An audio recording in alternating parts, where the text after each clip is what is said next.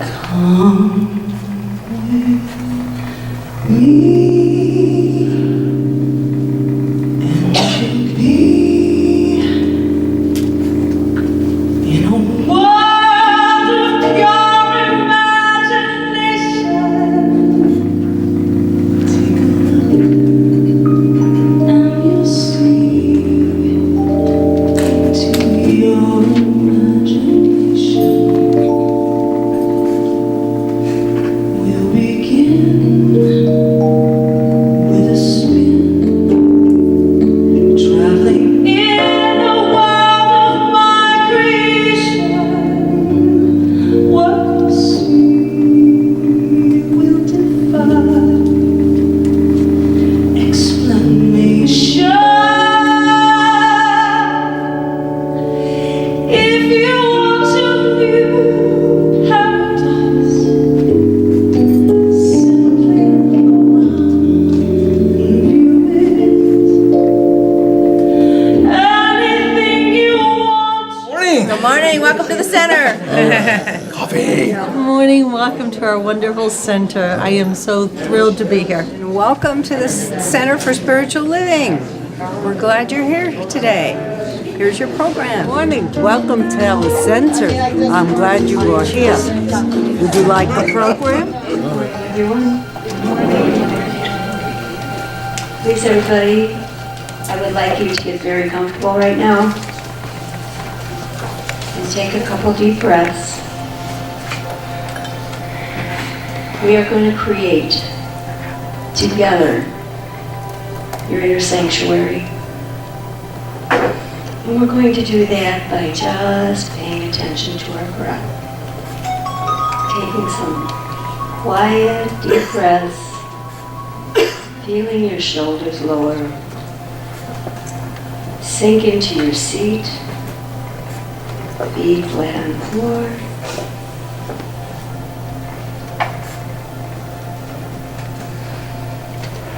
Now take a deep breath in through your nose, out through your mouth.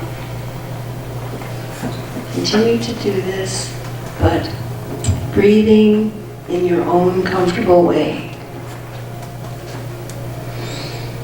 Feeling your body loose and limp, your arms in a comfortable position.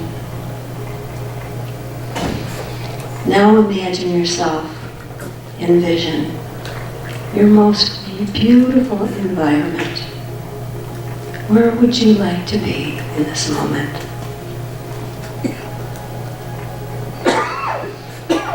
Is it in where streams are running? Is it in a meadow? For me, it's always on the beach. I want there to be color where you are. In the form of flowers, in the form of white sand, tropical, or beautiful woods with deer and animals. Now quietly go there.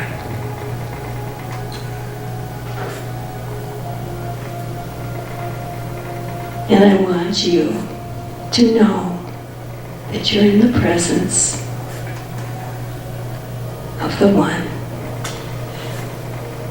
And I want you to envision your perfect color candle. Wherever you are staring into the flame of this beautiful candle.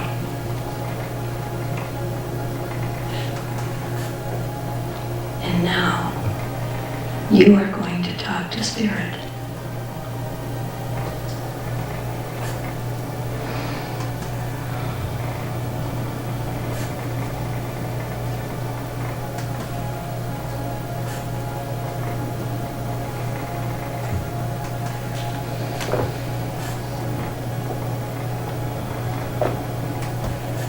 When you're in the presence of the divine, you can ask anything.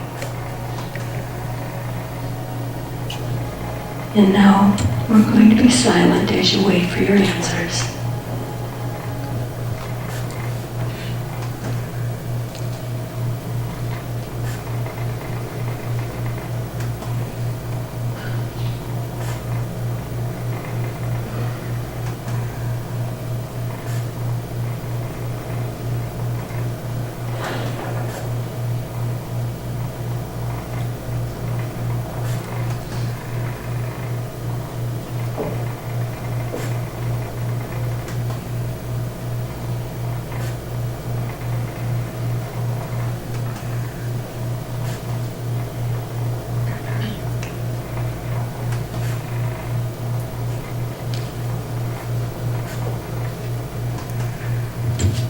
Okay, now as you hear my voice, I want you to imagine that where you are has an altar.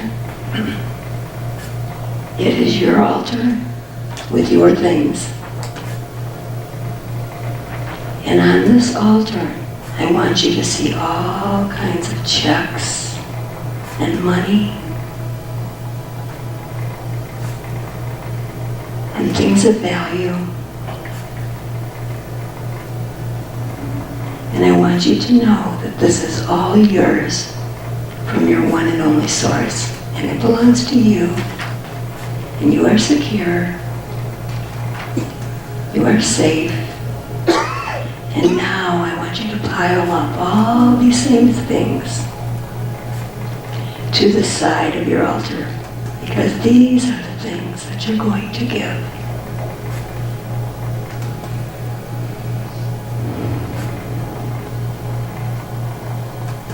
This is for circulation.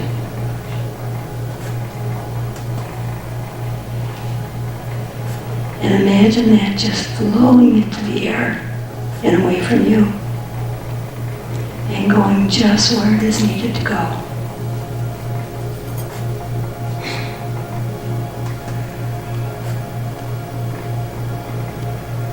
And feel how happy you are.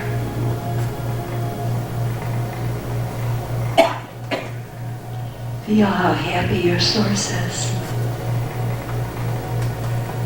And now feel that white light, or whatever color it is to you, engulfing you in warmth and love, joy, happiness, and abundance.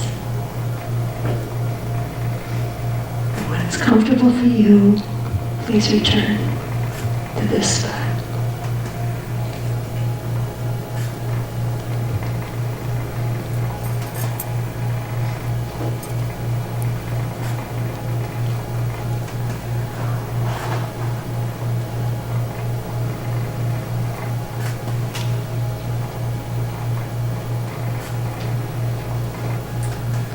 Namaste. I love seeing your faces.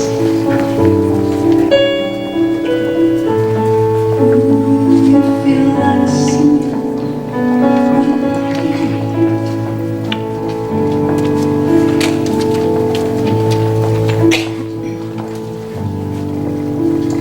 In the stillness of this moment, there is peace. There is peace. In the stillness of this moment, there is peace. There is peace. And I rest and trust and breathe and know that in the stillness of this moment, there is peace. Oh, peace. In the stillness of this moment, there is love. There is love. In the stillness of this moment, there is love. There is love. And I rest and trust and breathe and know that in the stillness of this moment, there is love. There is peace. There is love. There is peace.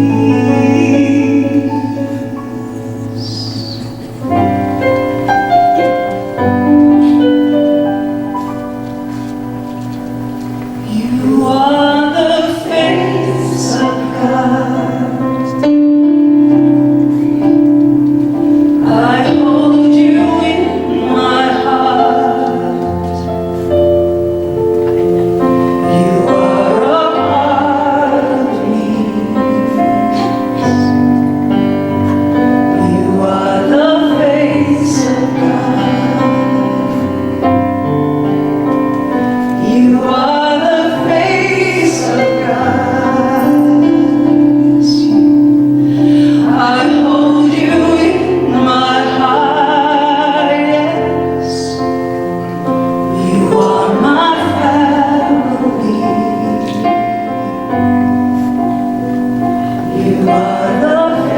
face of God.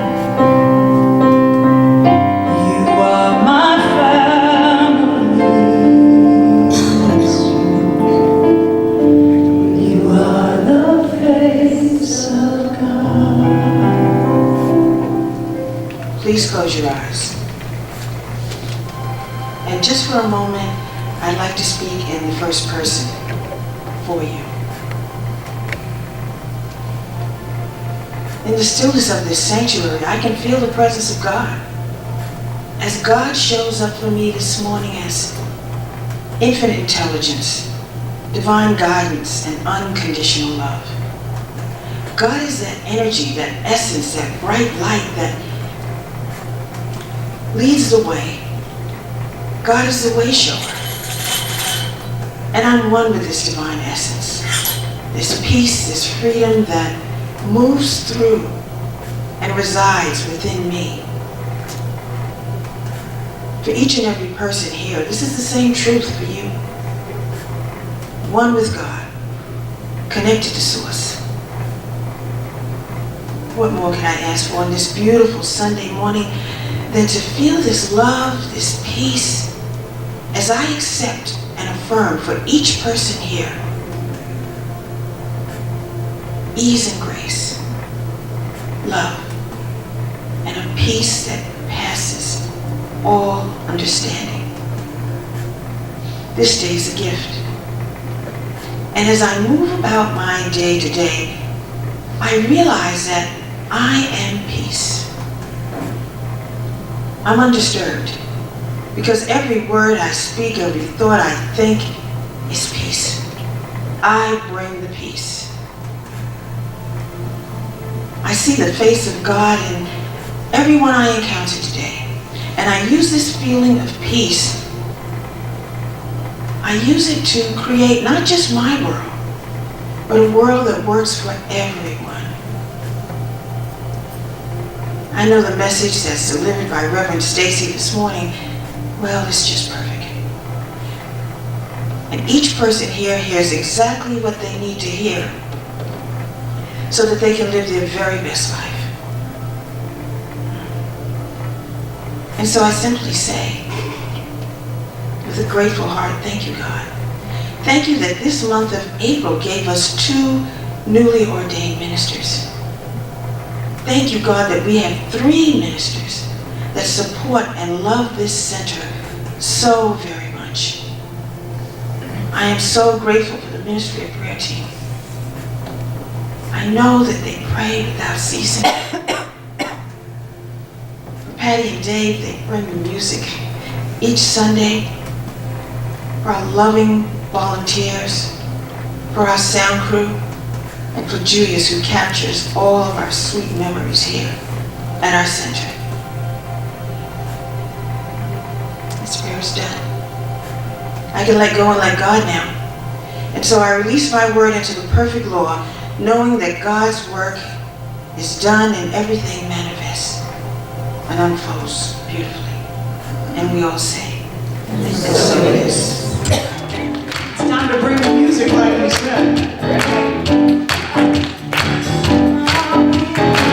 How you doing, all right? Good. Something wonderful is happening to me right now. All right. Something wonderful is happening to me right now. I accept things the way they are.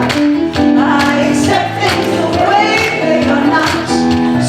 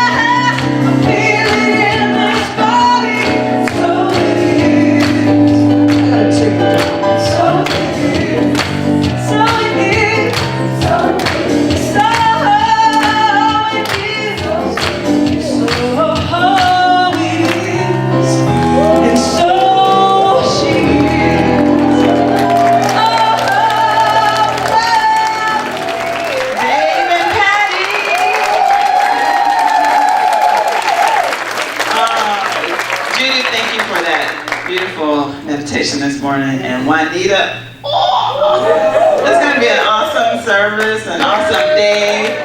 Awesome. If it's comfortable for you while you're standing, put your hand over your heart and please say with me, God bless America and the rest of the world. And if you just turn to a neighbor and say good morning and welcome.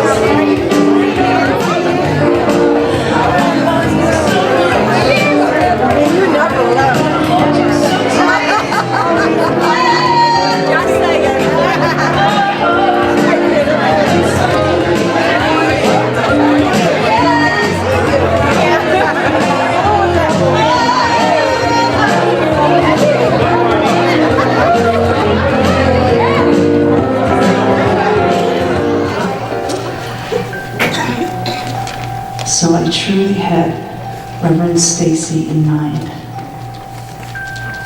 when I said, hey Dave, we're doing this. She's so creative and so perfect.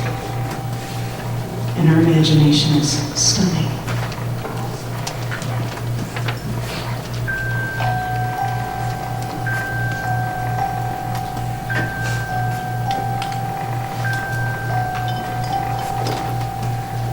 Come with me and you'll be in a World of pure imagination. Take a look and you'll see into your imagination. We'll begin with a spin, traveling In the world of my creation, what you see will defy explanation. if you want to view paradise, Simply look around and view it. anything you want to do it. Wanna change the world? There's nothing to it. There is no life I know that compares with pure imagination. living there. You'll be free if you truly wish to be.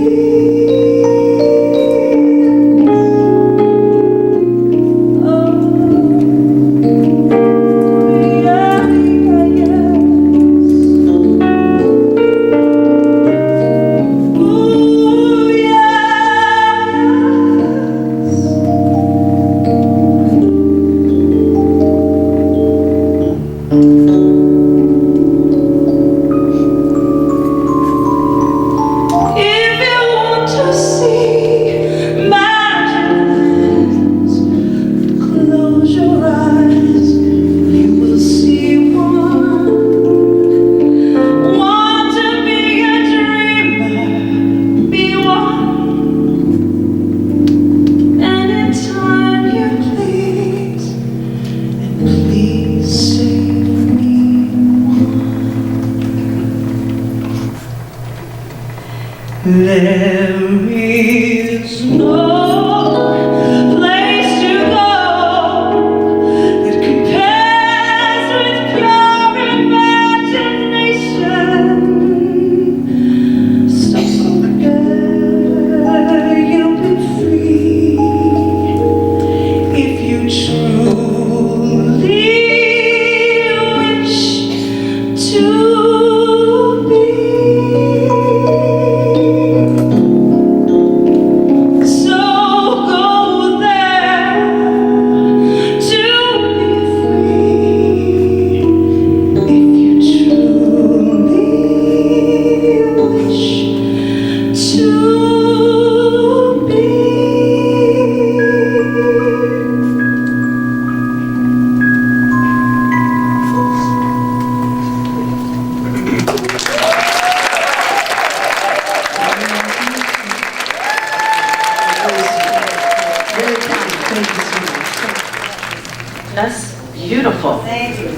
the funny thing is when I was a kid, I didn't think I had an imagination.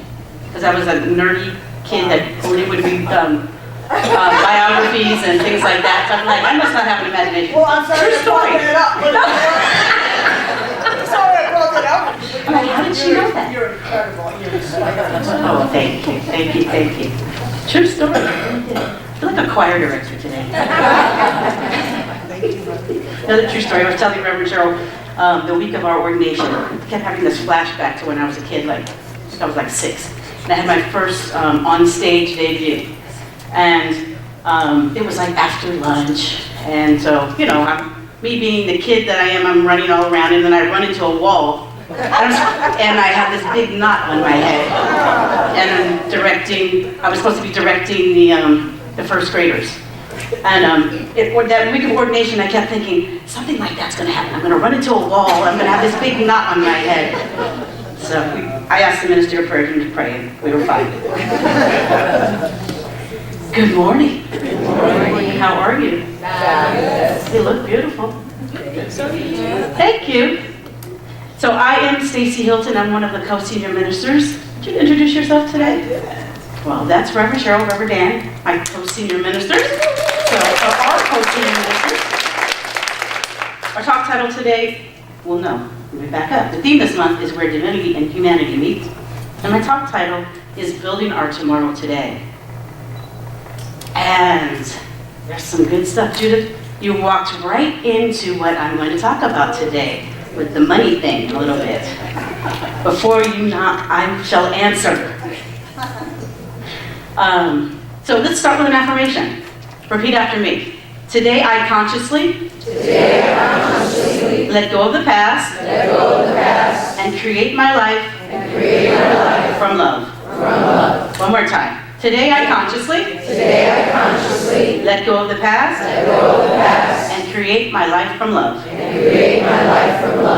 Sounds good, doesn't it? Yeah. So where's the past? If you were going to point, which way would you point? Behind you? Yesterday. I want you to turn around and look at the past. Look at that person that's representing the past. Turn around, if you would, in your seats, if it's comfortable for you. If it's not, no problem. And tell them, and if they're looking at you, say, no, I'm not your past.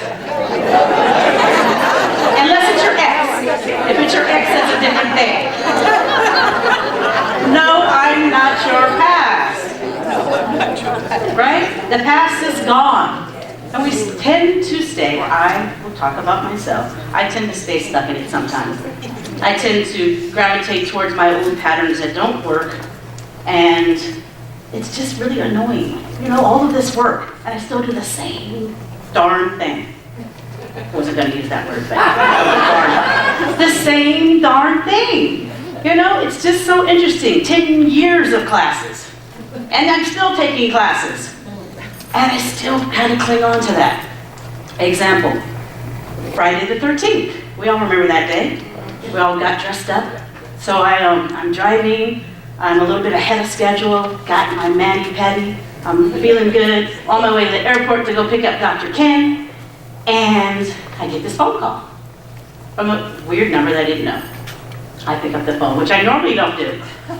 And it's somebody from the Minister's Council. And she proceeds, oh, congratulations on your ordination, blah, blah, blah. And I thought that was all the call was about. But then she goes on and she said, well, there's a couple things. We have somebody that's resigning from the Minister's Council. And would you join us in creating consensus around nominating this other person? So I said, yeah, that was fine. I'm ready to hang up and get back, on the road. And then she says, one more thing. Because I was leaving for Dallas on Monday, if you remember, could you rent a car when you get here so that you could drive us all around? I said, okay. So what kind of car and what is it that you want to do? Like a 7-passenger van. And could you do that, and pick it up at the airport and then come pick us all up? Okay, it's my first assignment, so I feel like, okay, this is mission impossible. If I refuse, then I'm off the council, right? So I'm thinking about, Okay, well, how am I going to get all that done? I've got, even though I'm on a lull right now and I'm on my way to the airport, it's a pretty full weekend. Lots of people in town. Not to mention that I need to move money from one place to another place to put on the credit card that I need to use for the car. And the car, as I look, is $475. So I was like, okay. So I'm like, well, I have the money. All I just need to do is transfer it. So I can do that later. I'm off to the airport, and then I'm off to lunch with Dr. Ken. And then we make sure we have lunch. And then we go about the business of getting ready and getting dressed and all that kind of good stuff. Having a little champagne here and there, that celebratory style. It's always a celebration at our house, by the way. And so that's Friday. Friday passes, we have the wonderful ceremony, that's great. I go out, because I didn't eat that night, and I started drinking late in the game. So we continued our celebration and we saw Zoe Bowie with a bunch of us. And by the time I got home, it was 7:30 in the morning. That on Saturday morning, which is fine, except for the person that stayed with me, one of my good friends, needs to be at the airport at noon. And then I have my ministerial colleagues that want to take us out for a drink at 6. And then I have my dad that wants to take me to dinner at 8.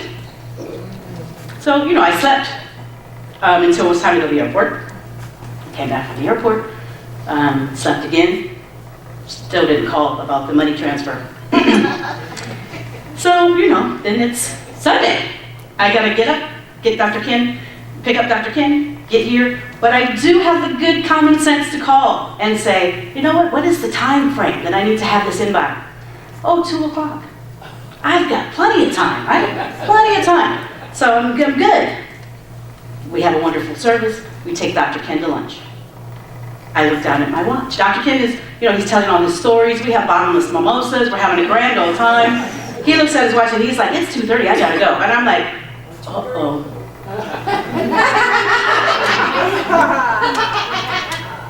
I get home, it's now 3:15. I call the bank and I said, I'm transferring this money to here. Will it hit by, oh yeah, it'll post. And I knew it wasn't gonna post. I knew that, because they told me before when I called that you have to be in there by 2 o'clock. And I'm fooling around.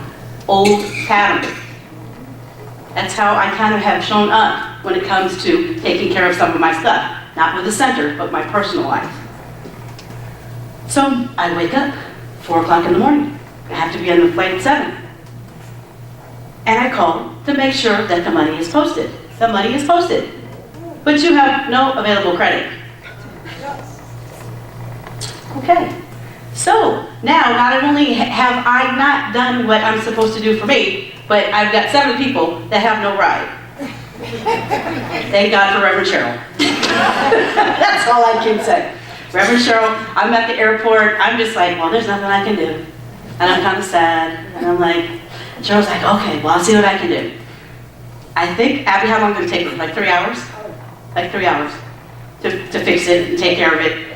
And it all worked out. My money was credited the following day. So thank you, Reverend Cheryl. But the point of the story is, I tend to, when I leave to my own design, make my life difficult. Make my life hard. I make my life impossible at times. And there's no reason for it. I had plenty of time to do that, which I needed to do to make this happen. I had the money. I had the funds. There was no reason. So why do I do this to myself? Does anybody know what I'm talking about? Did anybody ever do anything like that? I was just, making sure it wasn't just me. Old patterns. Old patterns. Build Your Tomorrow Today is the top title. Russell, are you back there? I have some quotes I want to share with you. The struggle you're in today is developing the strength you need for tomorrow. So, imagine there's a bank account that credits your account each morning with $86,400. It carries over no balance from day to day. Every evening, the bank deletes whatever part of the balance you failed to use during the day. What would you do? Draw out every cent, of course. Each of us has such a bank. Its name is time. Every morning it credits you with 86,400 seconds. Every night it writes off as lost whatever of this you have failed to invest to a good purpose. It carries over no balance. It allows no overdraft. Each day it opens a new account for you. Each night it burns the remains of the day. If you fail to use the day's deposits, the loss is yours. There's no drawing against tomorrow. You must live in the present on today's deposits. Invest it so as to get from it the utmost in health, happiness, and success. The clock is running. Make the most of today. Create your own tomorrows with your thoughts and actions today. There's a concept. I think we teach that here. Is that it? If you would hit the mark, you must aim a little above it. Every arrow that flies feels the pull of the earth. Interesting.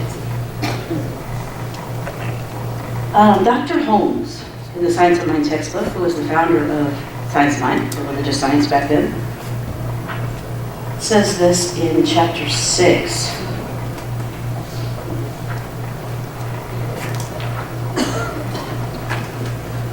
It's about man and woman's relationship. Freedom or bondage, because that's what we're talking about in essence. We therefore arrive at a conclusion that while bondage is an experience, there is a reality to which bondage is not real. To that reality, bondage is not even an illusion or hallucination. There is a part of us that is never fooled. That is why, in the midst of the greatest trial, death, or any human suffering, something rises from within and says with Job, "Though I die, yet shall I live." Freedom of will means the ability to do, say, and think as one wishes, to express life as one personally desires. To be able merely to think and dream of freedom would not be liberty. A prisoner under a life sentence can do that. To imagine without the power to manifest such imagination would be to remain in a dream world which would never come to self-realization. This is not the world in which man or woman lives at all. For man and woman's world is one of self-expression. Even through this expression appears to limit him or her. We are in an infinite mind, and an infinite mind is also in us. It is by this mind that we think. This mind is eternal, therefore we are eternal. This mind is complete, therefore we are spiritually complete, though we do not appear to be so. This does not alter the fact that potential man and woman is just as perfect as is the inherent God. As Jesus said, "Fear not, little flock. It is your Father's good pleasure to give you the kingdom." It is the Father's good pleasure to give you the kingdom. We should learn how to receive and use it. A freedom under compulsion would amount to the worst kind of bondage. The Bible says, if there had been any law whereby this freedom could be compelled, then verily by the law would that freedom have been given. If there had been a way by which the divine creative principle could have compelled man to suddenly appear on the scene of experience full orbed with all his freedom and still be an individual, then verily by the law would this have been done. But even God could not do this. The only way God can evolve a spontaneous individual is to let him alone and allow him to awaken to himself. Behold, I stand at the door and knock. Page 109. So man must be created with the possibility of limitless freedom and let alone to discover himself and herself. On the road to self-discovery, he or she must be subject to the law of reality, and if in ignorance he or she violates this law, he must or she must thereby suffer. So I caused myself a little suffering, didn't I? No, it's a shocker. Just a shocker. You know, Dr. Holmes, who wrote the Science of Mind textbook, drew from many sacred texts to develop this thing called the Science of Mind. And I always like to look at some of the older stuff. You know, Reverend Dan's the Bible guy. So I kind of go off to another tangent and look even further back. And I think they must have had email back then and we didn't know it, right? Because somebody must have emailed Jesus, the Buddha must have emailed Jesus, because he was 500 years previous to Jesus. and told him what his teachings were. Don't you think? Something like that. So the Buddha said, who was around 500 years before Christ, said, "Do not dwell in the past, do not dream of the future, concentrate the mind on the present moment. It is practical to look back, and planning is prudent, but action takes place in the present." So I will forever have this memory of Dr. Ken holding on to this banister over here, right? And he kept over here, he was bound, and he couldn't get away, but when he walked over to this part of the stage, it was all about love. We kept talking about where humanity meets divinity, and it's in the love part. God is love. God is grace. God is ease. God is not interested in that lack of freedom. But it's up to us to figure that out. So now that I've figured that out for the 200th time, I will do better next time. I'm not going to look back and beat myself up. I'm going to move ahead and move forward. So even further back from there is the Bhagavad Gita. And that was about 2,000 years before Jesus. On page 262, it's just written, "One who is free from selfish attachments, who has mastered himself and his passions, attains the supreme perfection of freedom from action. Listen, and I shall explain now, Arjuna, how one who has attained perfection always attains Brahman," that's the big God, "the supreme consummation of wisdom. Unerring in discrimination, sovereign of the senses and passions, free from the clamor of likes and dislikes, such a one leads a simple, self-reliant life based on meditation, controlling speech, body, and mind. Free from self-will, aggressiveness, arrogance, anger, and the lust to possess people or things. They are at peace with themselves and others, and enter into the unitive state, united with Brahman, ever joyful, beyond the reach of desire and sorrow. They have equal regard for every living creature and attain supreme devotion to me.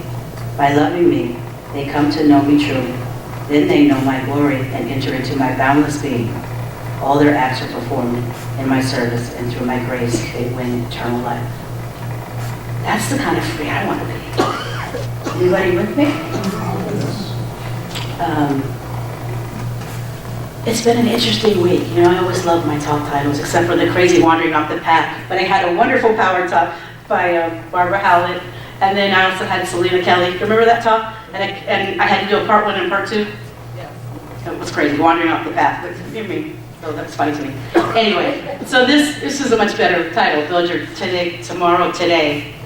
Monday, I was having a day to get myself back. You know, I was kind of flying high from after the ordination and being in Dallas, and needed to kind of get grounded, so I took myself to lunch. And as I was sitting there, this nice gentleman sitting next to me, and he's writing. I never see people writing really anymore. I do, because I write my talks out a lot of times. So it struck up a conversation with him, and he's telling me about, you know, he's, of course, into the church, and he used to sell timeshares, and he was making $25,000 a month, and, you know, now it's less than that, significantly less than that. And interesting guy. And so he bought me a drink, and then I said, "What do you do, by the way? Because I'd love to have you maybe come talk at the church or something. You know, I know you do something in business, obviously." He said, "I'm an insurance salesman." Talk title, build your tomorrow today. Everything's about the talk, right, Dan? Everything. The godlings show up for the talk. Then yesterday we talked with Mae McCarthy, Path to Wealth, Mae McCarthy. We had a little Zoom conference call with the board, and she asked us some interesting questions that we need to kind of think about. And we've been asked by several members of the center about a building fund. And, you know, we would love a building fund. But I think before a building fund, before we start off down that path, perhaps we need to look at what we're spending here, because we're not giving as much, or we have not been giving as much. And so that needs to be addressed. So before we go back to an old pattern that never worked and never is going to work, We have to look and be present and take care of what we need to do while we're in this space. So I suggested that perhaps we could bring back unexpected expected income, which is Judith's favorite because she always wins gambling, and her husband always wins. That's why she's talking about checks on the altar. So we're going to do that for the next 6 weeks. And then one of our board members, who will remain nameless, gave me this unexpected income story. So I'm praying that it will inspire you. A friend reached out to a number of people asking for financial help and stated she preferred contributions over loans, but would of course accept either.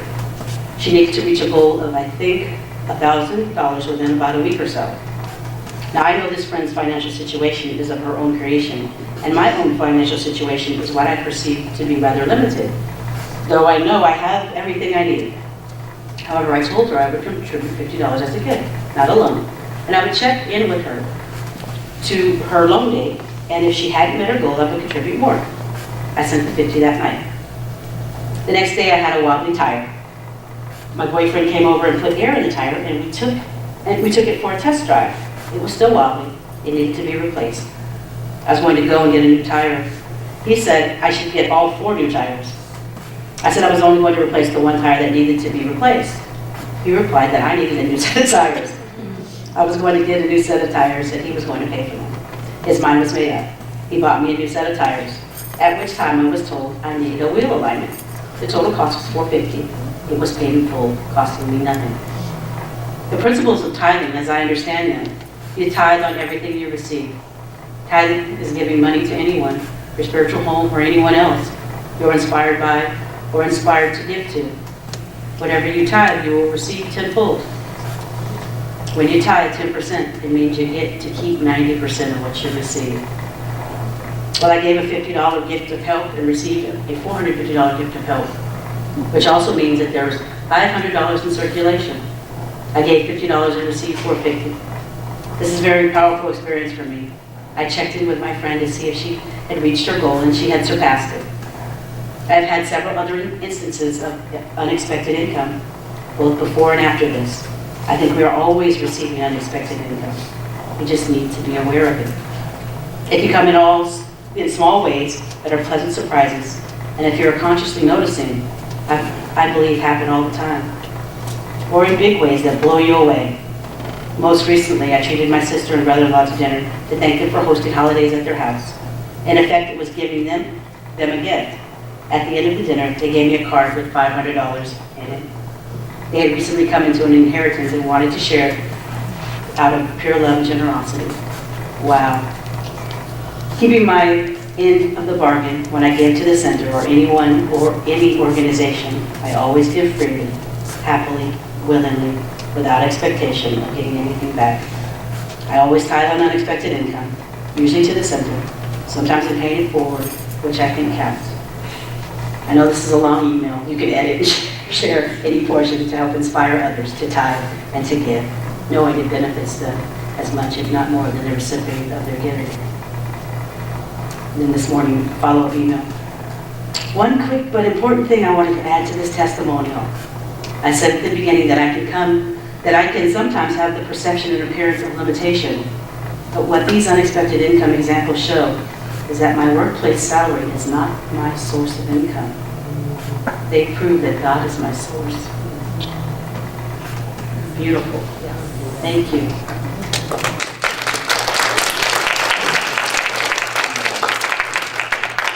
You know, we are a nonprofit, obviously, and but our job is not to get money from you. Our job is to teach you how this works, so that you can live in the flow, and so that you can increase yours for your benefit. If you give to us, it's extra added bonus to us. But it's not the goal. So please keep that in mind as you give today. The other thing that we discussed with Mae McCarthy is for the past 6 months, when she came up here, I have been writing our goal statement. So I wanted to share just one portion of it. I'm not going to share all of it with you because then you'll be on us about, are we there yet? Are we there yet? But this, we are there. And we need to congratulate ourselves. Our congregants are loved, welcomed, empowered, supported, abundant, and free to express themselves fully. Our more than 168 active congregants, that's coming, have fun as they learn and grow in their understanding of spiritual principles. They are perfect expressions of spirit in all areas of their lives at all times. Our congregants generously give in service and contribute on a regular basis. Wow. All are blessed and happy as they prove the law of giving and receiving. So there's about 2 more sections to that I write every day, and now all board members are going to be writing that every day. Besides that, we've got unexpected income. We also have this thing that I've been doing for CSL, the larger organization, called the Power of 8. Anybody heard of this book? So the Power of 8 really talks about all you need to change your life exponentially by prayer. Besides yourself, I mean, you can do it with 1, you can do it with 2, where 2 or more gathered, that sort of thing. But with 8 people, you can really significantly change things quickly. And so we're starting a Power of 8 group, which is now currently the Power of 3, but they're a strong 3. A strong 3. So if you're interested and you've taken some practitioner classes and know how to pray, not some practitioner classes, but just if you've taken some foundations classes and know how to pray and want to join us, let us know. We're going to be doing that Tuesdays at 12 p.m. So right at noon, and we will pray for our center. Now we're not in deep we're not having deep financial issues. We're just finding that because they're giving us less, that we're having to dip into our savings, which is, we have savings, which is beautiful, and we have a significant number of savings. So I don't want you to get all alarmed. And I think the old pattern is not addressing things before it starts spiraling downwards. And so I think addressing it on the front end would be what I would like to do and start a new pattern for us. So the Power of 8, great book. It talks about, as these 8 people pray, they pray for world peace, they pray for all sorts of things. They pray for water to turn into wine. There you go. They pray for just drinking water. They pray and the health benefits of other people. So if you don't want to be on one of the Power of 8 that's prayed, and you want your name to be in that, we can certainly add you to that and pray for you every week. So we'll set an intention, and the intention will be, of course, the center and its abundance, and for each and every person in the center and their abundance. And we will reap the benefits from that. The book also talks about how people that they had these health challenges before they started these prayers for other people, mind you, and realized that they were now well within themselves. So it's a powerful, powerful book. I think we just have 2 over there. Really, really great book. Back to my affirmation. Well, so what will you create in your life this week? Will it be something from the past? Don't do like I did. It'll be 2 o'clock, so go do your bank transfers before that. What do you want to create? What does it look like? What does it feel like? And please know that there's no limitation. There's no lack. It's all good because it's all God. It can't be any other way. So I would like you to repeat the affirmation one more time with me. Today I consciously let go of the past, and create my life from love. I love you all. Namaste.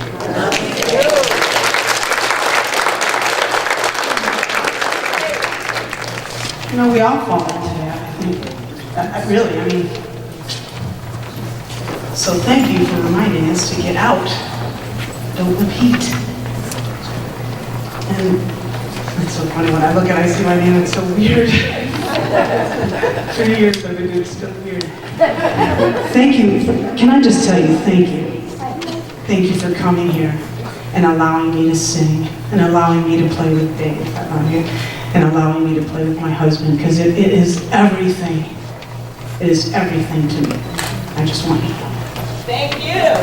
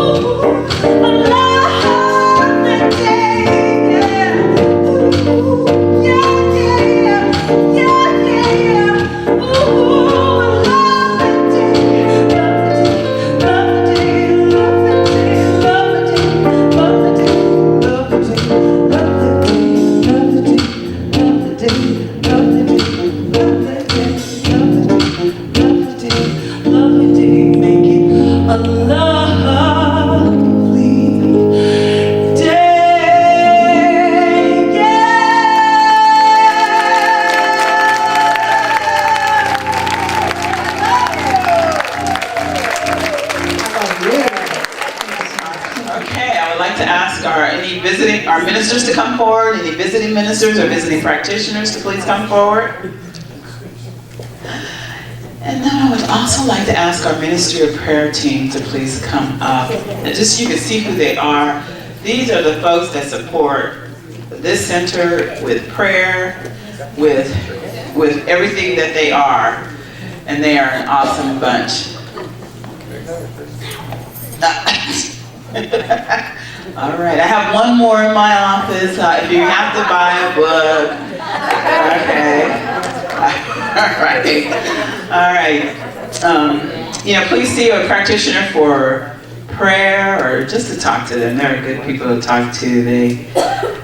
They're just some awesome folks. They support me. They support Stacy. They support Dan. I can name everybody here. I'd be here the rest of the afternoon. All right. So you want them to stand and connect? Before I say the prayer, hello. Before I say the prayer, I want to say thank you to Wayne. Wayne took, I was running out of time literally, and Wayne took two people to the airport. Dr. Ken was one, and Reverend Val. So thank you so much, and refused to take that money and had us give it back to the center. So thank you so much. Thank you. Thank you so much. And Dr. Ken was so impressed by all of you. Very impressed. Yes, the same. Anyway. Okay. If you would just close your eyes with me. I'm breathing in all that love, all that energy, all that light. And I know that I am one with that love, that energy, and that light, as I am one with each and every person that can hear the sound of my voice. Oh, what a good, great day. What a lovely day. Right here, right now, I'm knowing that I create my world, my tomorrow today. And so I begin not by looking back, but being present, focusing on the good, which is the God, in every breath and in every step I take. Thank you for this and so much more. And so it is. And so it is. Yes, there is peace on earth, and now it begins with me. Yes, there is peace on earth, the peace that was meant to be. With God as our power, loved ones are we. Now we walk with each other in perfect harmony. Yes, peace begins with me. Let this be the moment now. With every breath I take, let this be my joyous vow. To take each moment and live each moment in peace eternally. Yes, there is peace on earth, and now it begins with me. Repeat after me. Something wonderful is happening to me right now. Something wonderful is happening to me right I now. know this in my mind.